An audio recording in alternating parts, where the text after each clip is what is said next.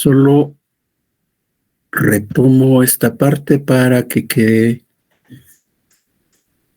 bien claro el conocimiento al respecto, porque de esto estaban preguntando en la última clase.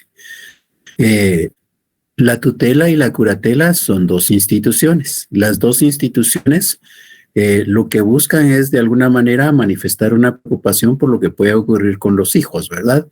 Se sabe que los hijos son los que podrían ocupar, que no necesariamente son los hijos, eso siempre hay que tenerlo en cuenta.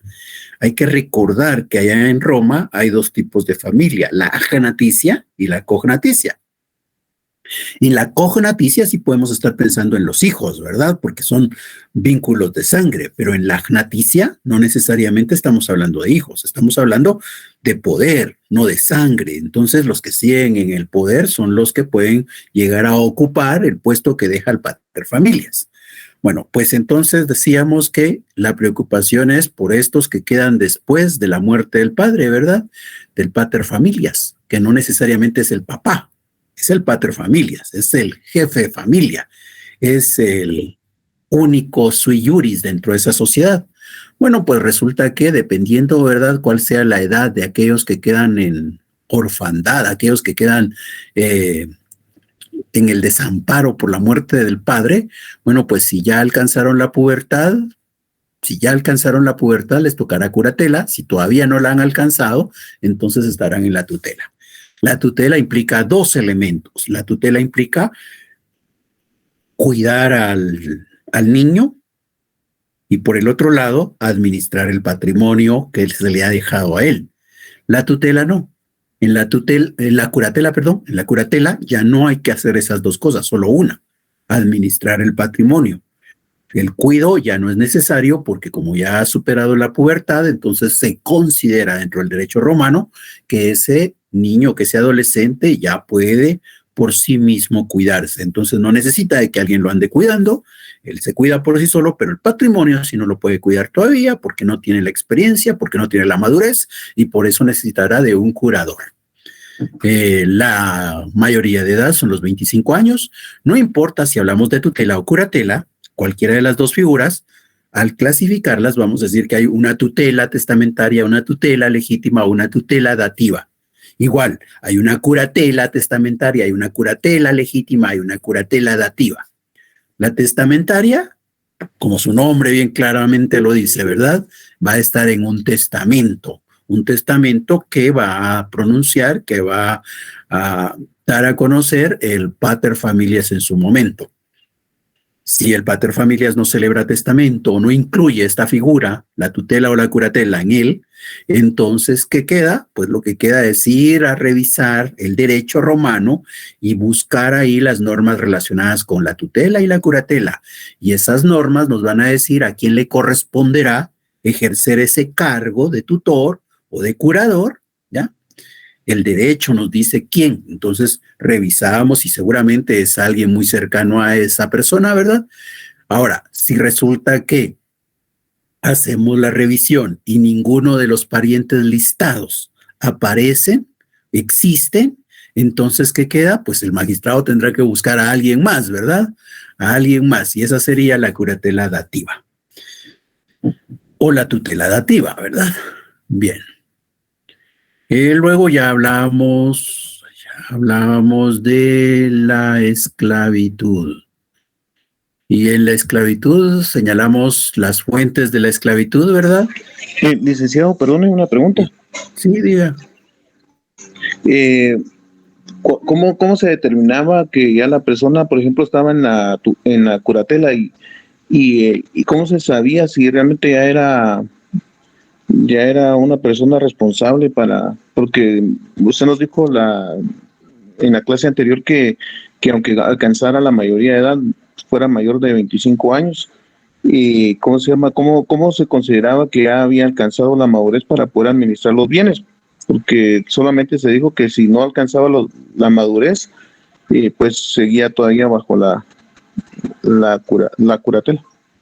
No, señalamos cuáles eran las razones por las cuales alguien seguía bajo un curador. ¿Se recuerdan? A ver, alguien que nos ayude a recordar. Cuando, Es que usted dijo que, por ejemplo, la persona era así como el hijo pródigo, algo así, ¿verdad? Pero no, yo algo así no dije yo, así dije. bueno, así dijo, pero yo lo que quería saber es quién determinaba cuándo era la persona responsable.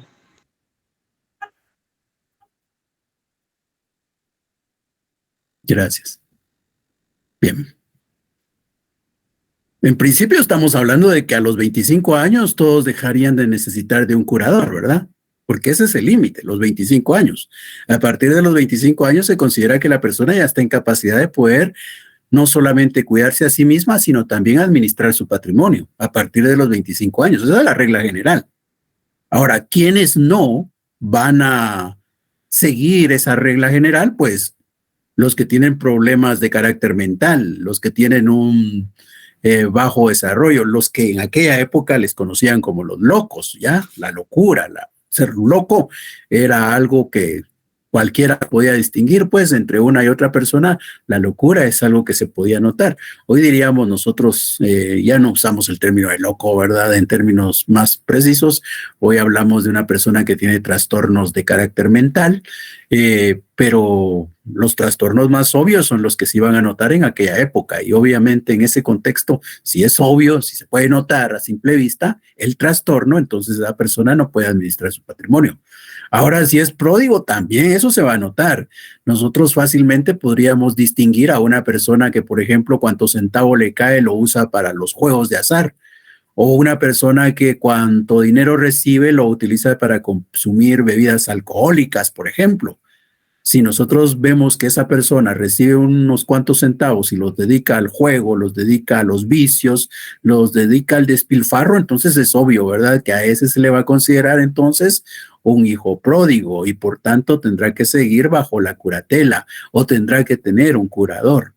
No es que, no es que haya que demostrar que se tiene la capacidad para que ya no haya curador.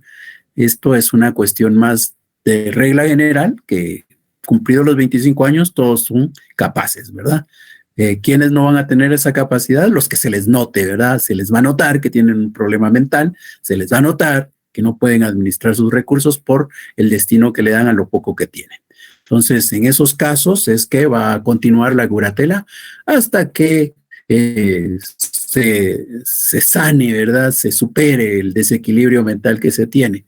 Entonces ahí eso es la situación.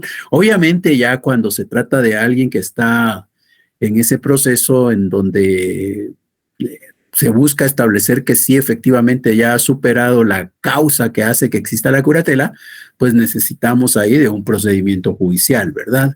Igual ocurre ahora. Hoy, por ejemplo, esos elementos no es de que, ay, es que yo lo miro que está loco, ¿verdad? Y como lo miro que está loco, como lo miro que tiene trastornos mentales, ya con eso es suficiente para que yo diga, entonces él no puede administrar su patrimonio, se lo voy a administrar yo. No, son elementos que hay que seguir en procesos, ya, en procesos judiciales en donde hay alguien que toma la decisión. Así es ahora y así fue en aquel entonces en el contexto de decir, no, este señor ya puede hacerse cargo de administrar su patrimonio. Y es que lo que ocurre es que cuando se deja de ser tutor o se deja de ser curador, dependiendo del momento en el que estemos, la persona que deja ese cargo tiene que rendir cuentas también. No es de que, ya no, ¿verdad? Ya te puedes hacer cargo de lo tuyo, ya tienes tus 25 años, felicidades, feliz cumpleaños, aquí está tu patrimonio, nos vemos. No, hay que rendir cuentas de lo que en su momento recibió. En algún momento el tutor o el curador recibió ese patrimonio y se hizo cuenta sobre qué se le estaba entregando para la administración. Cuando él tiene que devolver o entregarle al propietario el patrimonio, de igual manera, debe haber una rendición de cuentas, ¿ya? No es así que esto es lo que me dejaron vos, aquí está y mira qué haces. No, así como en su momento cuando se le discernió el cargo, se le dijo que se le entregaba, así cuando él entrega el cargo, tiene que también rendir cuentas, ¿ya? Hay siempre rendición de cuentas sobre aquello que se administra que no es de uno. Y eso desde la época de Roma.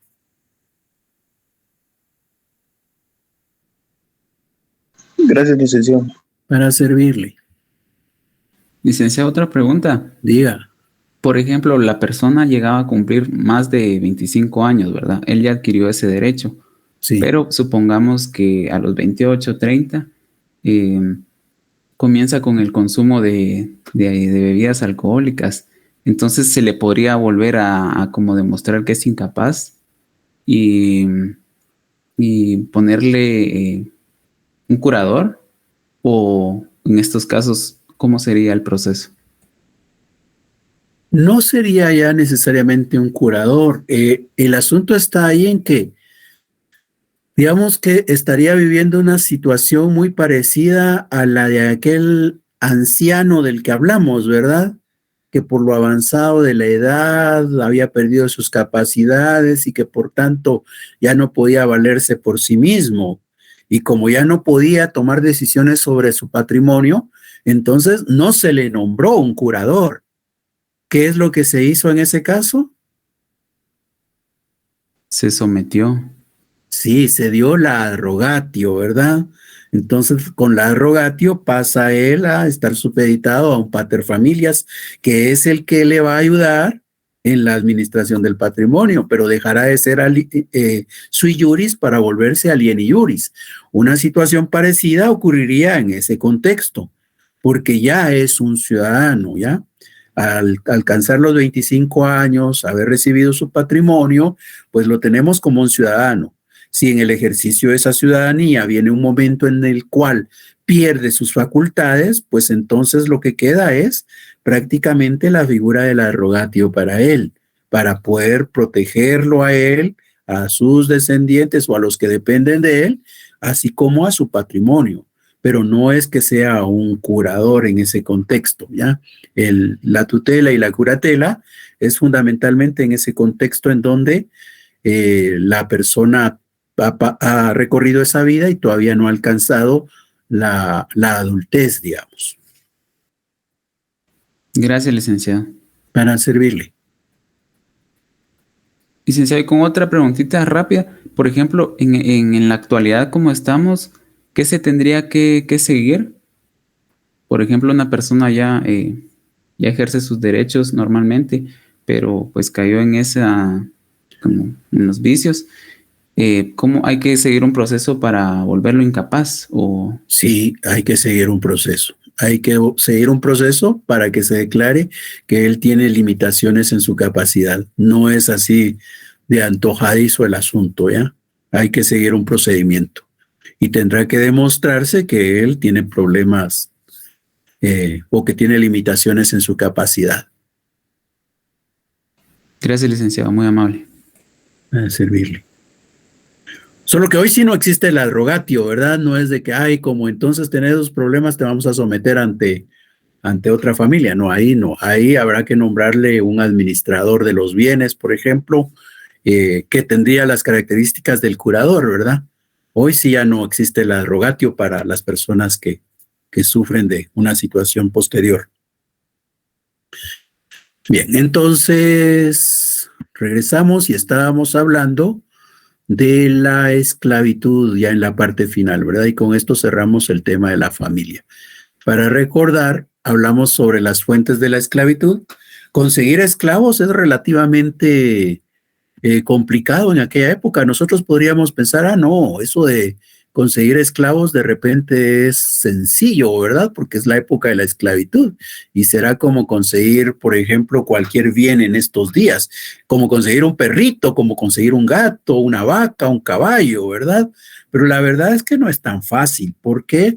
Porque resulta que, por ejemplo, hay personas que hoy se dedican tienen un perrito, tienen una perrita, los cruzan y nacen los perritos y alimentan a los perritos y luego andan vendiendo los perritos, ¿verdad? Y hay quienes logran hacer dinero con esa práctica. Pero en aquella época no es que tengo una esclava, tengo un esclavo, los cruzo, nacen los esclavitos, alimento a los esclavitos y luego los vendo. O como era lo que más querían todos, pues no los vendo, sino los aprovecho para que de alguna manera trabaje en la tierra que tengo aquí a la par.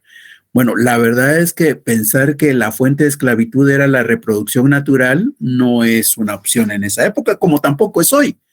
Hoy, por ejemplo, que no vamos a hablar de los esclavos, sino vamos a hablar de los trabajadores, porque los esclavos lo que hacían era el trabajo, ¿verdad?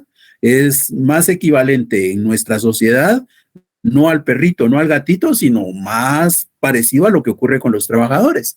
Y resulta que en los lugares de trabajo por ahora, por ejemplo, hay lugares en donde se prohíben las relaciones amorosas entre los empleados. Y tiene su sentido, ¿verdad? Porque cuando están contentos, ¿qué pasa con él y con ella? Ahí están por teléfono, por el chat en la computadora, ¿verdad? Va de comunicarse. Están más preocupados por qué está haciendo ella, por qué está haciendo él, que realmente por el trabajo. Entonces eso de mantener las relaciones románticas en el lugar de trabajo a veces se vuelve un problema. Por eso es que los patronos generalmente las prohíben. Porque eso es cuando están contentos, y cuando están enojados, pues también eso repercute en el trabajo. Incluso todos los compañeros hasta empiezan a tomar partido. Es que él tiene la razón, no, es que ella tiene la razón. Y cuando están en esas grandes discusiones, los compañeros de trabajo se les olvida que están en el lugar de trabajo. Entonces, no conviene, ¿verdad?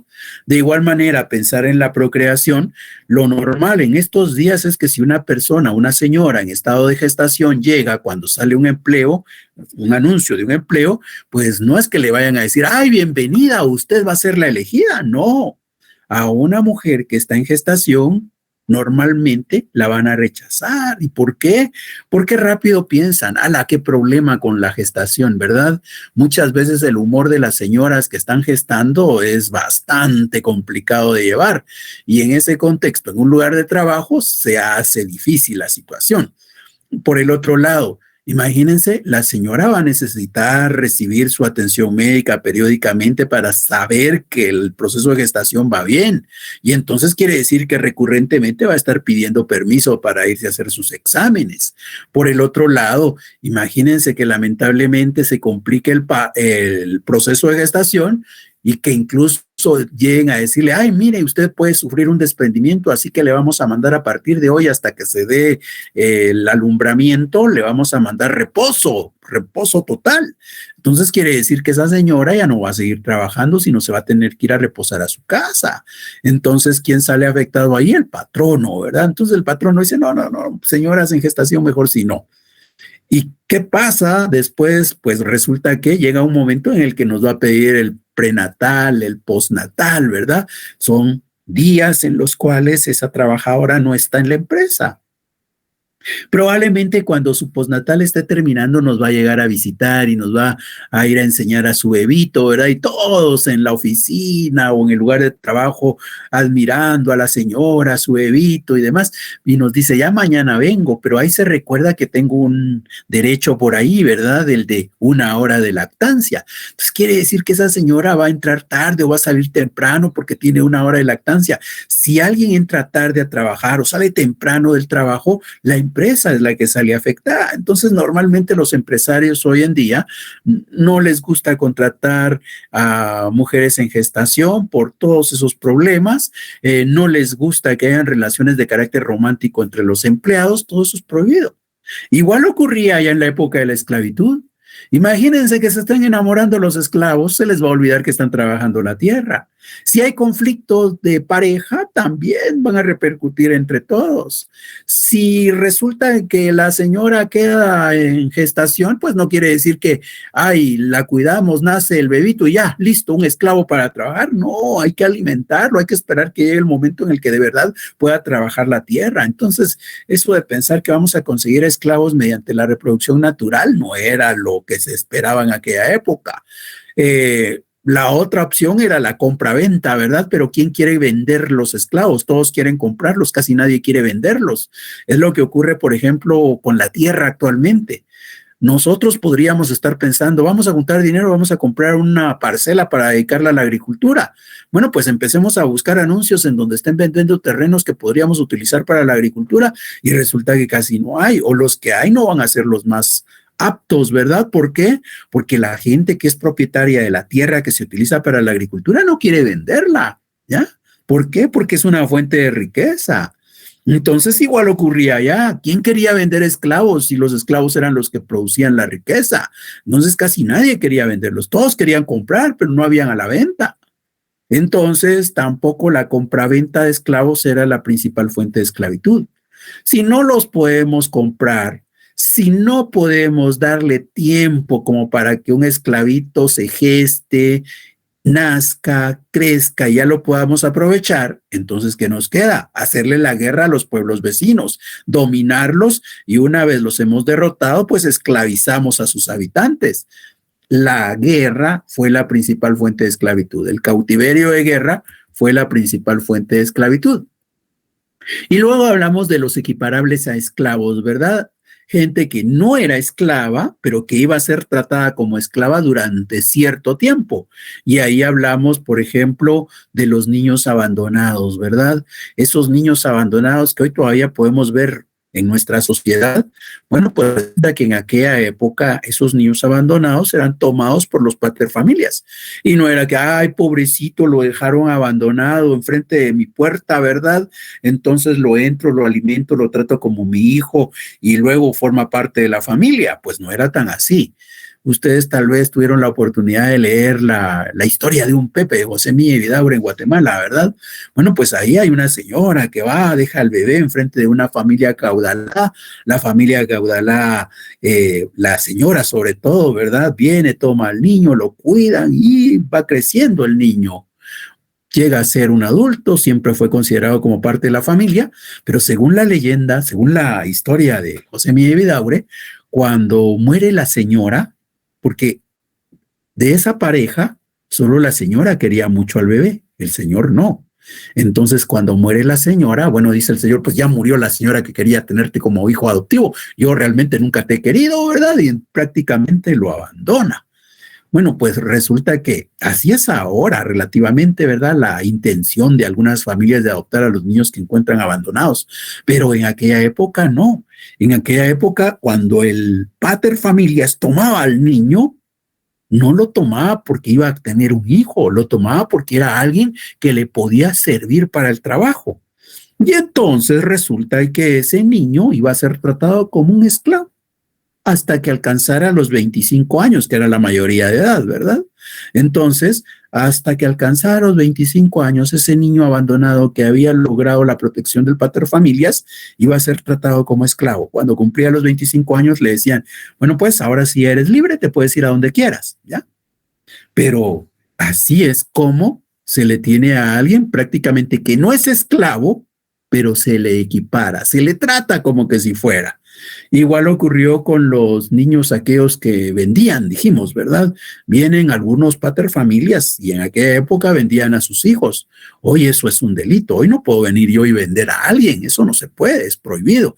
Es un delito. En aquella época en Roma no, ahí se podían vender.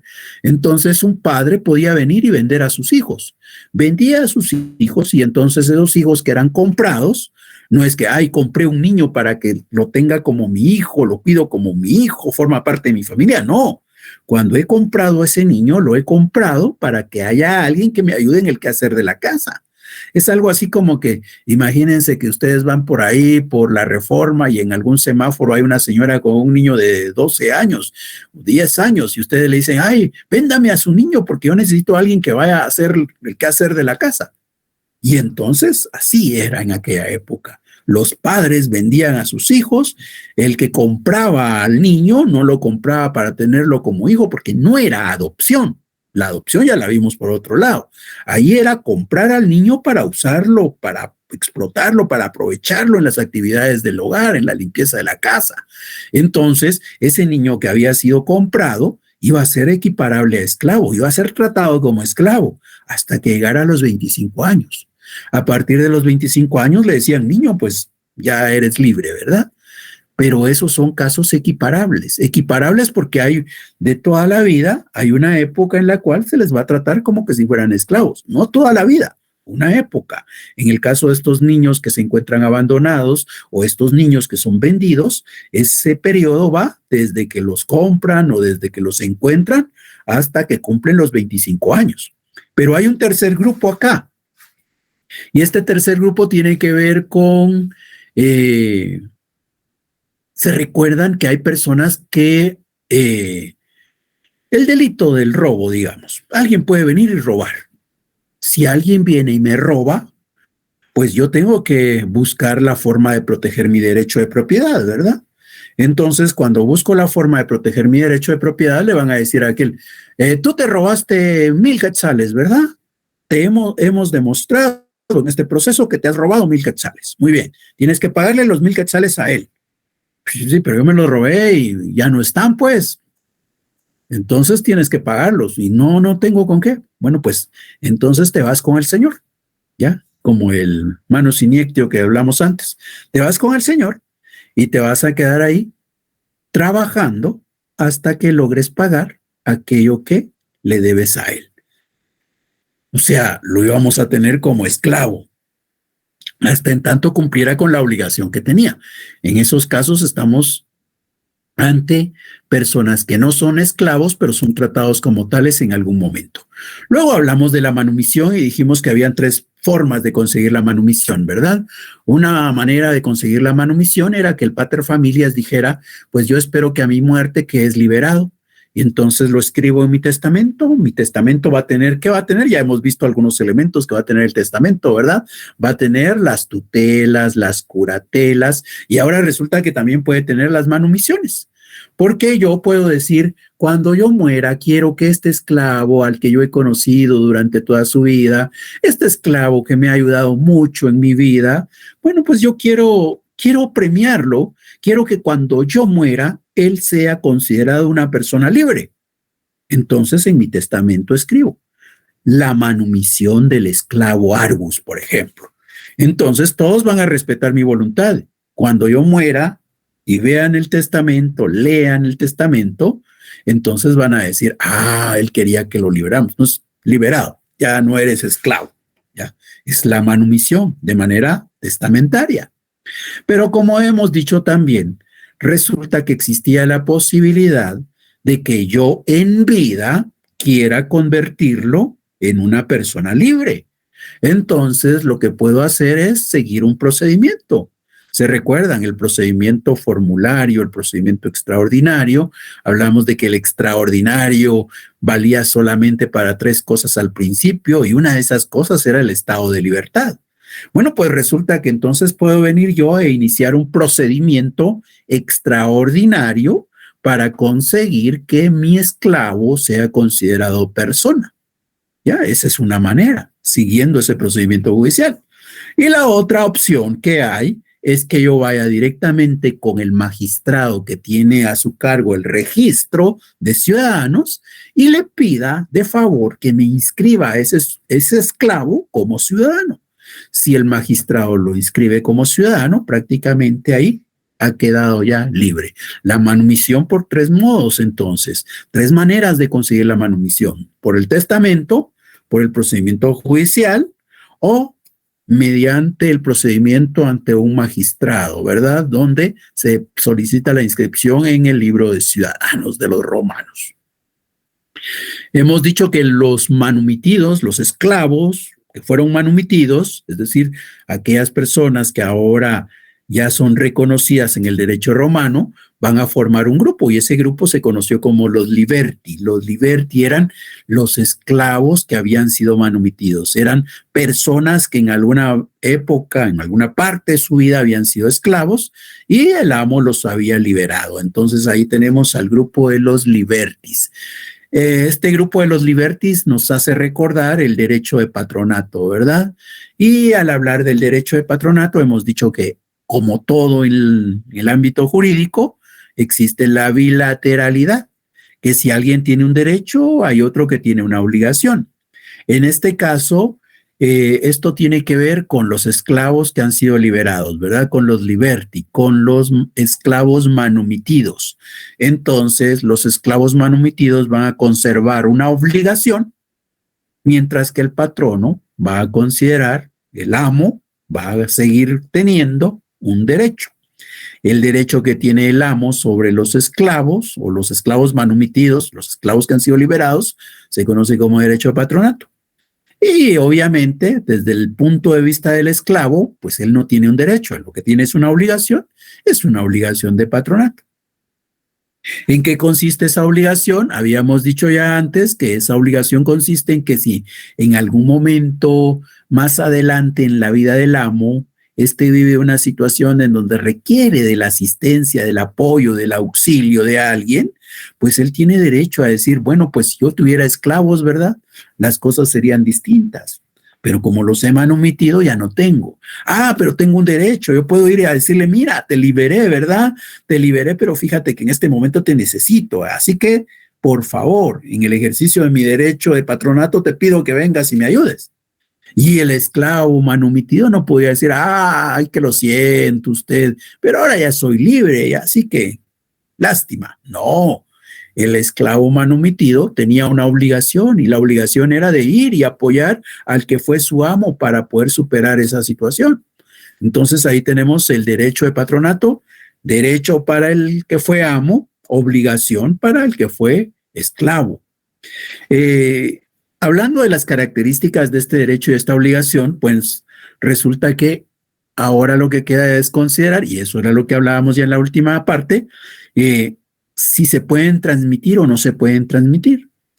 Y resulta que dijeron los romanos, la obligación no se puede transmitir, ¿ya? La obligación no se puede transmitir. Entonces, el esclavo que ha sido manumitido tiene la obligación. Tiene la obligación, pero esa obligación va a morir, se va a extinguir con la vida del esclavo, con la vida del esclavo manumitido. Entonces, yo que fui esclavo, estoy obligado a responderle a mi amo. Pero si yo muero, pues ahí conmigo se murió esa obligación, se extinguió la obligación.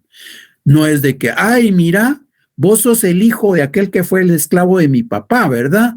Entonces vení porque tengo derecho de patronato. No, el derecho de patronato se puede ejercer únicamente contra la persona de aquel que fue manumitido. Los descendientes de él, a ellos no se les puede exigir, ¿ya? No se les puede exigir, solo al que fue en su momento esclavo manumitido.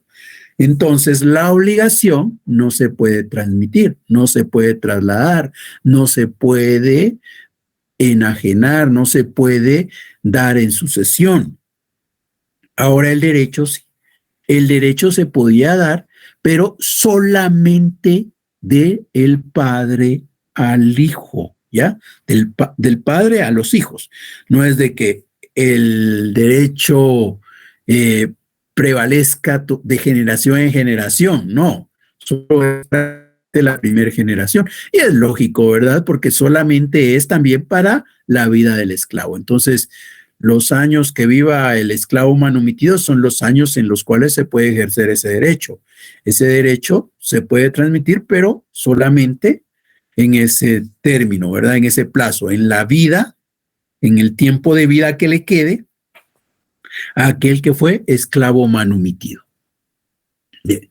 Entonces, esto es lo que tenemos con relación a los esclavos y con esto estaríamos cerrando el tema de la familia y ya podríamos comenzar con el tema de la sucesión. Salvo que tengan alguna duda.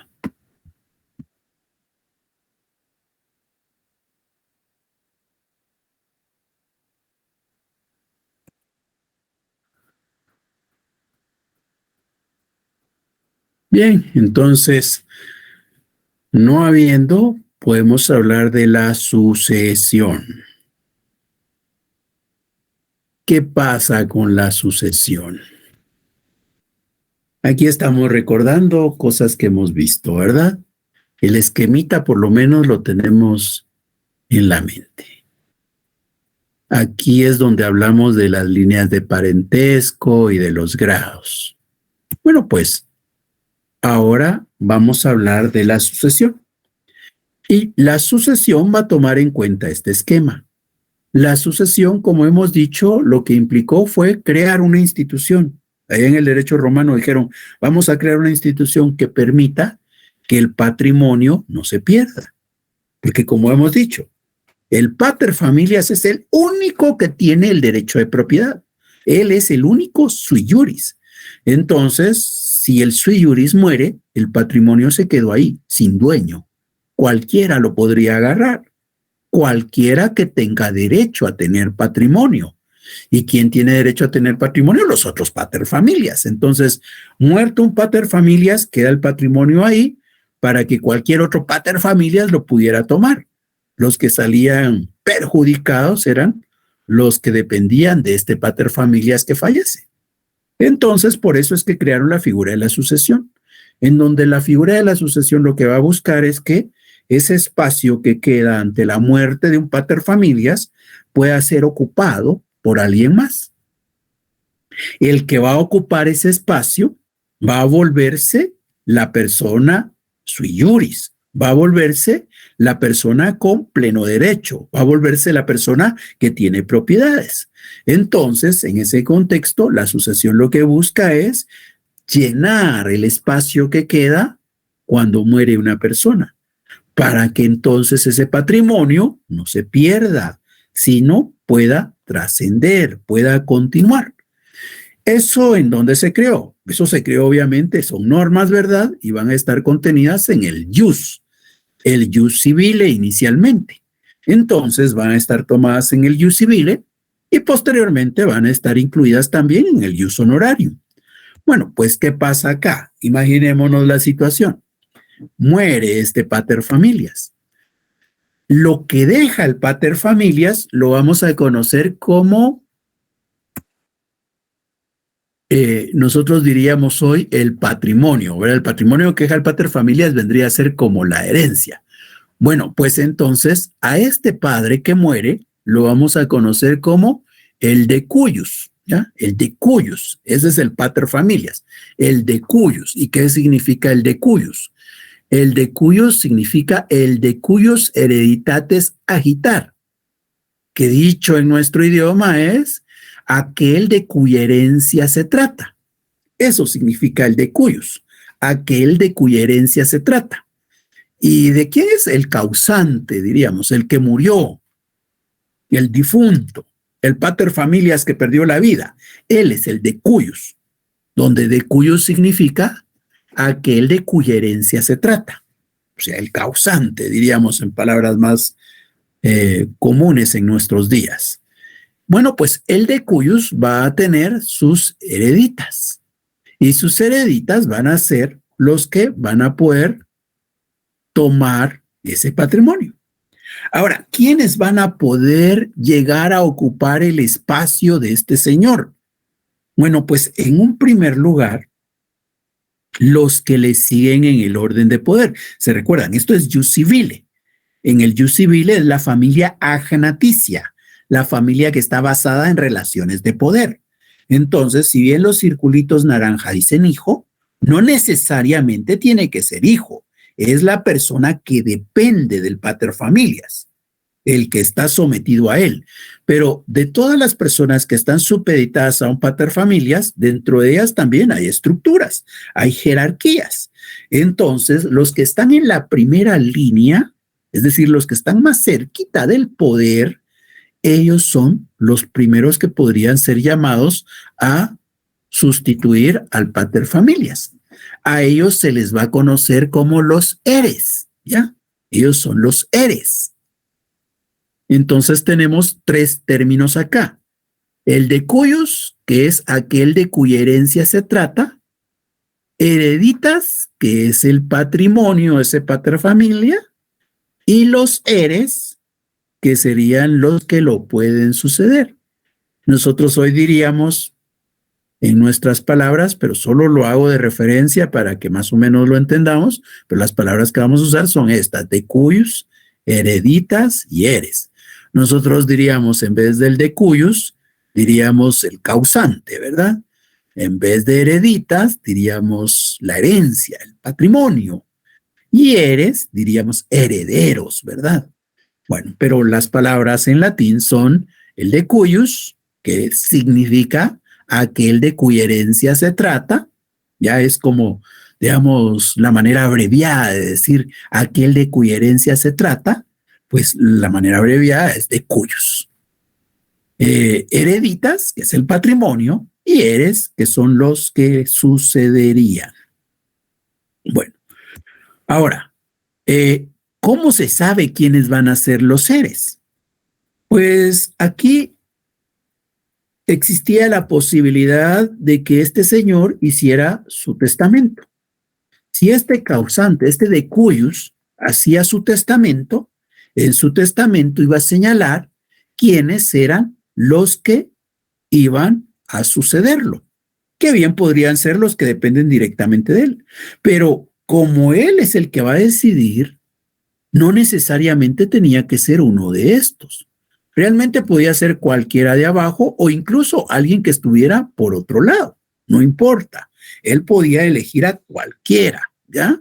Él podía ser libre para decidir que cuando él muriera, ese espacio que él dejaba lo ocupara alguien. ¿Quién lo va a ocupar? Pues él es libre, ¿ya? Él va a decidir en su testamento quién. Ahora, ¿qué ocurre cuando este señor no celebra testamento? Cuando este señor celebra testamento, se dice que es una sucesión testamentaria. Pero si él no celebra testamento, quiere decir que él no dijo quién va a ocupar su lugar cuando él muera. Entonces, ¿qué es lo que quedaba? Lo que quedaba es ir al jus civile y revisar si en el derecho había alguna norma que dijera a quién le correspondía ocupar ese espacio. Y entonces, si eso era lo que íbamos a hacer, quiere decir que el pater familias no dio a conocer su voluntad, sino que lo que hay que hacer es tomar en cuenta lo que la legislación establece. En ese caso, entonces, esta sucesión no sería testamentaria, sería una sucesión legítima. La sucesión entonces puede ser legítima o la sucesión puede ser testamentaria. Si alguien hace testamento, vamos a estar ante una sucesión testamentaria. Si alguien no hace testamento, pues entonces, como no hizo testamento, no dijo a quién quería dejar en su lugar. Y como no dijo a quién, entonces hay que ir al derecho a revisar a quién le toca. Y entonces la sucesión es legítima. Aquí vale la pena aclarar que no existía la posibilidad de decir que iba a haber una sucesión testamentaria y una sucesión legítima. No se puede. O hay testamentaria o hay legítima, pero no pueden haber las dos a la vez, solo una u otra. Si hizo testamento, es testamentaria. Si no hizo testamento, es legítima. Pero alguien podría decir, sí, pero ¿y qué pasa si todo su patrimonio es esto? Pero él cuando hizo su testamento solo incluyó esta porción del patrimonio, dejó excluida esta parte. Como solo dejó esta parte en su testamento, quiere decir que esta es testamentaria. Esta parte que todavía no la tenía de repente cuando hizo el testamento, o la tenía pero igual no la consignó, diríamos, ay, como no estaba en el testamento, esta sería legítima. No. Esto que no fue incluido viene y se suma a esto y se distribuye entre los que él había designado en su momento. Entonces, no es que hayan dos posibilidades. O es una o es otra. O es sucesión legítima o es sucesión testamentaria. La primera en el orden siempre va a ser la testamentaria, ¿verdad? Si hay testamento, testamentaria. Si no hay testamento, entonces sí cabe la sucesión legítima. ¿Alguna duda?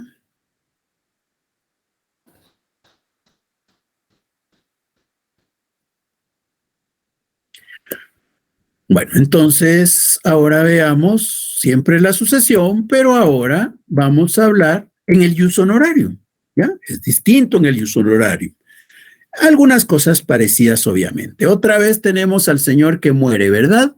Pero se recuerdan que el patrimonio era hereditas. Ahora no vamos a llamar herencia, no vamos a llamar hereditas al patrimonio.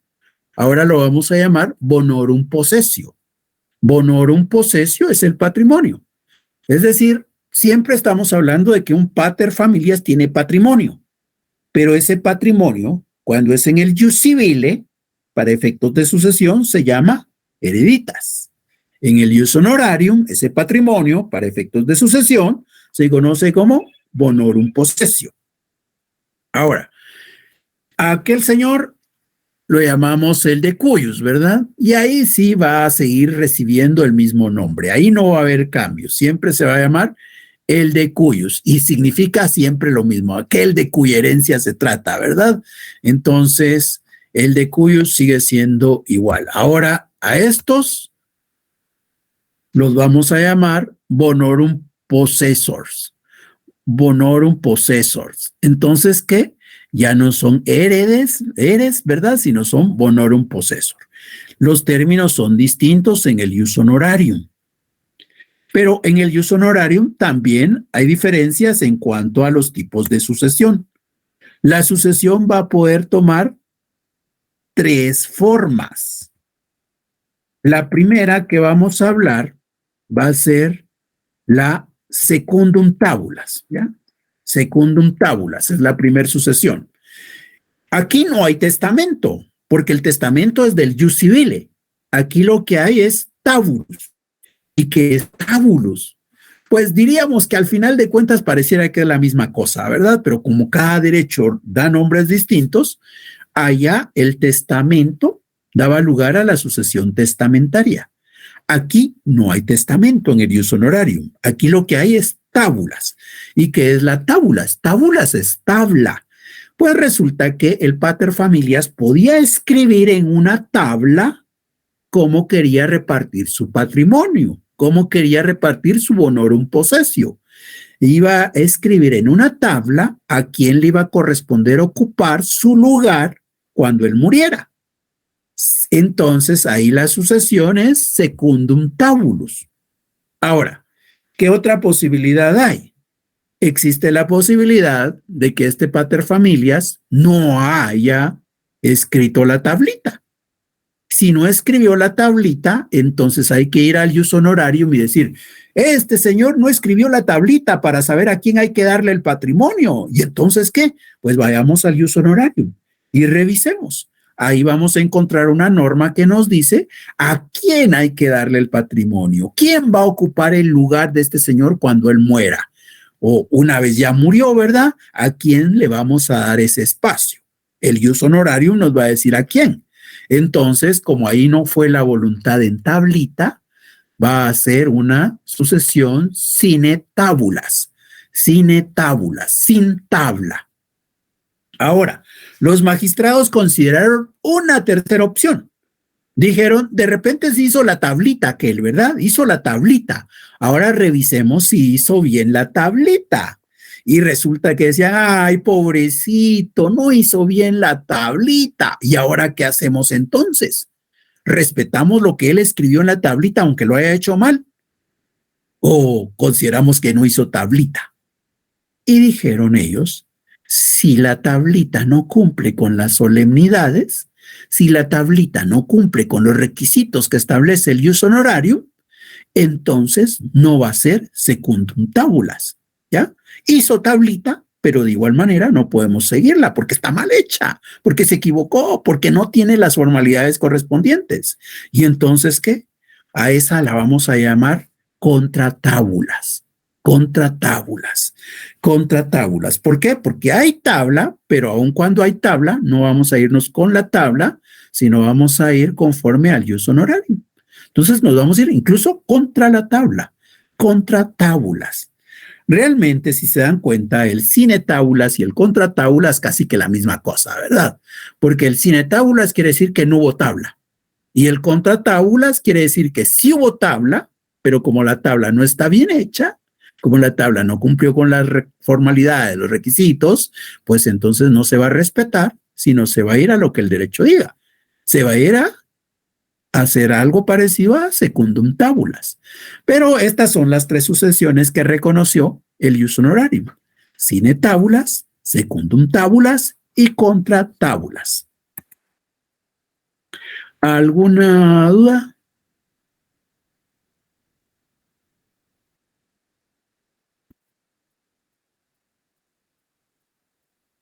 No le quedó claro. Gracias. Bueno, si no hay dudas, entonces nos quedamos acá y nos vemos la otra semana. La otra semana tenemos exámenes lunes, miércoles y viernes, ¿verdad? Lunes, miércoles y viernes hay exámenes. Entonces, no vamos a tener clase ni el miércoles ni el viernes porque van a estar en exámenes. El miércoles 12 vamos a estar en nuestro examen de Derecho Romano. Entonces, los espero el próximo miércoles para nuestro segundo examen parcial. ¿Se recuerdan? Ahí va a entrar la segunda y la tercera unidad. ¿Se recuerdan? Ese examen vale 20 puntos. 20 puntos y se hará por módulo. Los otros 20 puntos son las actividades de zona. Dentro de esas actividades de zona llevamos al momento 4. Vamos a tener una quinta para aquellos que quieran reponer. Una quinta. Esa quinta va a ser o va a estar disponible el 11 y el 12, el martes y el miércoles, para que podamos repasar el contenido que viene en el examen. ¿Alguna duda? ¿Alguna inquietud? ¿Algún comentario? Licenciado, perdone, en esa quinta actividad entra de la 1 hasta la 4. O sea, de los temas 1, 2, 3 y 4. Entra el contenido del examen parcial. Solo lo del examen parcial. Solo lo del examen parcial, pero yo me refiero a la quinta actividad de zona. Sí, solo lo del contenido del examen parcial entra en esa actividad. Ah, es como un repaso entonces. Sí, eso es lo que les decía, es un repaso. Ah, bueno. Es como un segundo parcial en chiquito, digamos, para repasar. Muy bien, gracias. Para servirle. Bueno, sí, Kevin. Lick, buenas tardes. Mire, es alguna pregunta. Esa quinta actividad no ha dicho fecha, ¿o sí? Es que mi conexión está algo inestable, disculpe. Sí, ya está en la plataforma. Es el martes y el miércoles. ¿Está en Moodle o en Classroom? Disculpe. No, Classroom ya no utilizamos, solo utilizamos Moodle. Ok, Lick, gracias. Para servirle. Licenciado, si esa quinta actividad ya estaría disponible, por ejemplo, para poderla aprovechar hacerle al fin de semana o solo hasta el 11 y 12. Solo 11 y 12. Gracias, Lick. Para servirle.